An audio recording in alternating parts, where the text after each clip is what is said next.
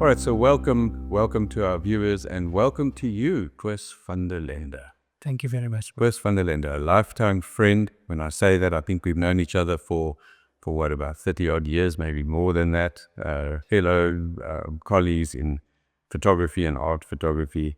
And man, have I battled to get you into the studio to have a discussion with you. That's true. You live in a beautiful remote area of the world, and to get you over here is quite a privilege. So Thank you. So thank you for being with us. We've got a lot to discuss today, and I can promise you, our viewers, that you're in for a treat today because there is so much to share about the fine art landscape photography that you were involved in for probably more than 15 years. 80 years. 18 years. Full time. Yes. So Koos van der Lende, in my opinion, is one of the finest landscape photographers ever to come out of Southern Africa in any case. And I don't mean, I've said that to you before, even though you don't believe me, I have said so. Koos van der Lende, and we also represent his work on the Osner Gallery and in the gallery space. And it's been popular. You built up quite a big following, in the time that you were shooting me. So let's get started, and I want to start with probably the reason why you were shooting, because it all ended up in a project that you had set for yourself, and it was to create a limited edition coffee table book, as called Moments of Grace. Moments of Grace, yeah. And I can just tell everybody that this is a beautiful hand-assembled coffee table book in a beautiful pouch, leather-bound pouch, and the book opens up to, what is it, about a meter? It's a meter, yeah, in panoramic shape. So it's according to the size of the panoramic. And you printed 1,000 copies? So near 1,000 copies worldwide. Okay. And there's about 50 left.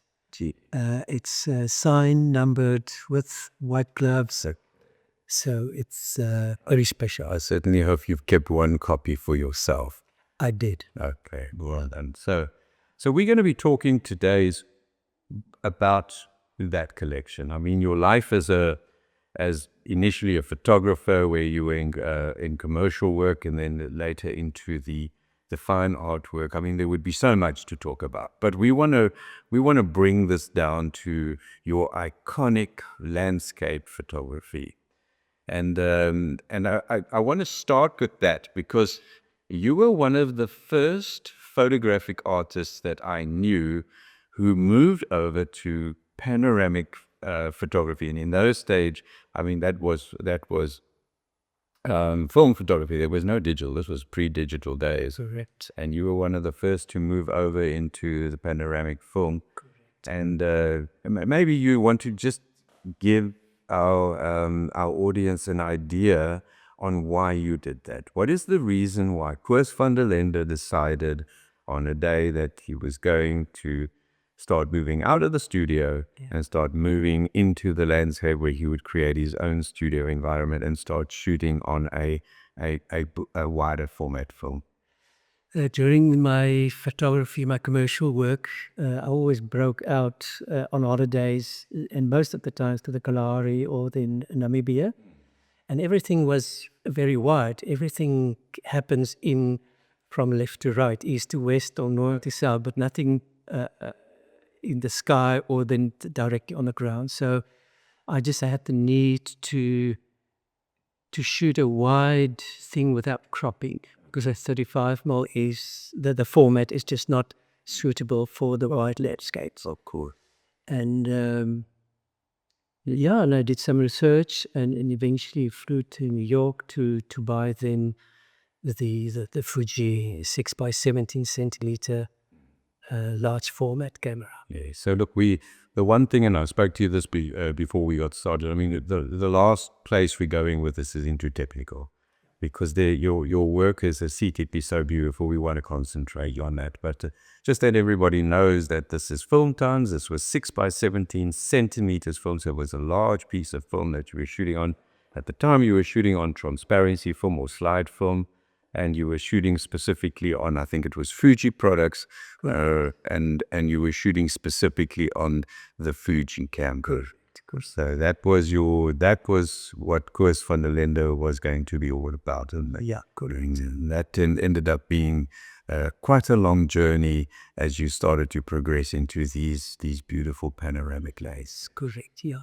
Yeah, in my eyes, the Fuji was most true to color. Okay. And I think it's you stick to what works for you. And obviously I saw that in my commercial work that the Fuji worked for me. Okay. And I had two films I used, the faster one and then a bit slower, the Belvia and the Provia.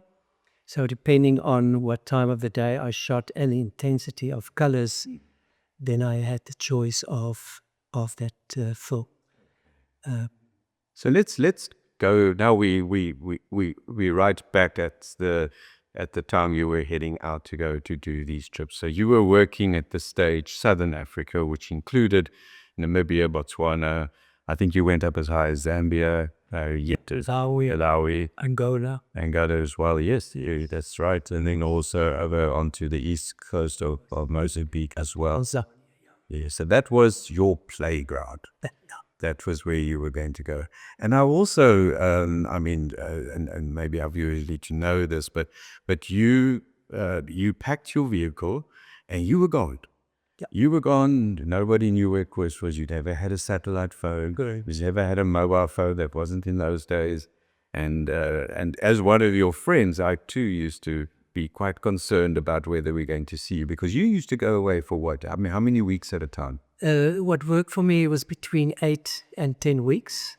That was more or less the maximum, because I would have about 300 films with me. Yeah. And also the practical side with food, because I actually never went to a town or I had food enough. The fridge was then filled with vegetables. And full. Film came later into the fridge. So the unexposed film was outside, and then the first couple of weeks I just ate the vegetables, and then as I started shooting, the film came in, and when everything was empty of vegetables, I went on to canned food, and that worked for about 8 to 10 weeks. So that was my max. And I also said to people, I'm going to the Iona National Park, but I don't know where or what or how. If I'm not back after 11 weeks, then you must try to look somewhere or what. But nobody, I had no contact with anyone. That was for me the special connection with the landscape, with God in the landscape. You can be distracted very, very, very quickly by doing all kinds of, or talking to people in town, for instance, or in the city, and then suddenly your mind is in Pretoria or with your friends, and you are distracted from what you wanted to do, because it was a total focus. I ate, sleep, everything was purely 24 hours photography.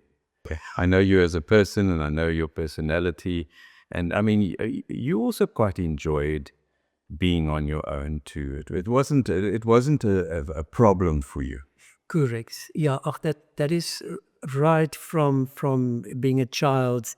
I did my own thing, and I traveled when I was 21 years old. I traveled from Holland 10 months also on my own, 7 months through Europe. So I was very used to being alone, but never lonely. So that is very important. I think that's important. Yeah, very important. And it gives that, for me, it gives that very special bond again.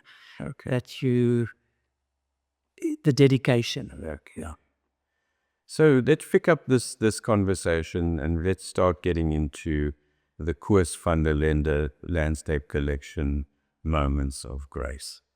And I'm going to throw a curveball at you, and I'm looking at our audience because I think they probably know what's coming. But and I asked this question a while back of you, but I never think we ever got an answer. So this could have been over a glass or two of red wine when we were having a chat. But in the time of that you worked on this collection, and I think you said to me that over these what was it, 18 odd years, you only had, I think, 1,200 50. 1,250 shots. So if I said to you today, Mr. Koos van der Lende, out of all your 1,250 pieces, which you personally know so well, if I said to you that you can only keep one, the rest will be destroyed, donated to whatever, you'll never see them again. But if there is one piece, for whatever reason, whether it's technical, whether it's artistic, whether it is something that you connect with, which piece would that be? Is there one single piece that you can say, well, that was the best that I could either produce or for maybe another reason, I'm not sure.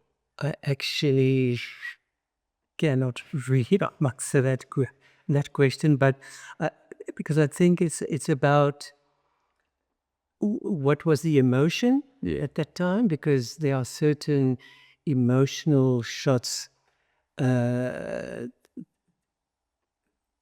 I'm really, how do you say, connected to. But it's not the most aesthetical shot. No, but that's what I'm asking. So it doesn't have to be the most, because I know you are an extremely technical and proficient artist. So let's put that aside. Let's not talk about technically brilliant. Let's talk about a heart issue. So if it was something that you said, well, that was very special to me, and it was outside the technical realm, what would it be? When I traveled in southern Angola, the Iona, I went from the Iona police station because they had to monitor at that time. It was just after the war, so it wasn't really so accessible. And I had to say to the people I was now going back to the Kunene River, and everything was washed away. There was hardly any roads. And as I met some Himbas on the road, they just showed me no pasa. Can't get through. There you can't get through. But I think one thing at stubbornness, in the sense that as soon as you've taken a road, I don't want to turn back and say this was a defeat, I didn't see it. And what I did in Angola was the end of the dry season in November, and then the start of the rain, December. So I wanted to catch that a transition from dry to wet. So it was really in that time. And eventually I got into a very, very rough setting, and I knew that somewhere behind the mountain the Kunene should be. So I just first ran up the mountain, and there was this Kunene, but it was still very low on water, and I was low on water. So I winched myself up, and on the other side there was a long road down the mountain, but it was littered with round boulders. So I first had to take all the boulders away, because otherwise you skid down, and sometimes I had to make furrows so that the one wheel will walk behind the furrow.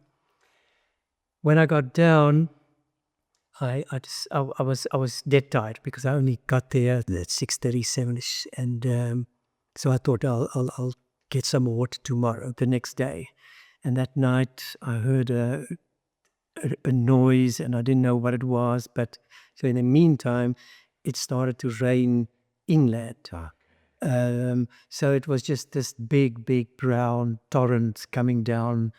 And I knew that I had to be fast to do things that I wanted to do and then get out. So I did get water, and I had to actually just, how do you say, just to clear the water, because it was just brown. It was just mud and say, but I filtered it.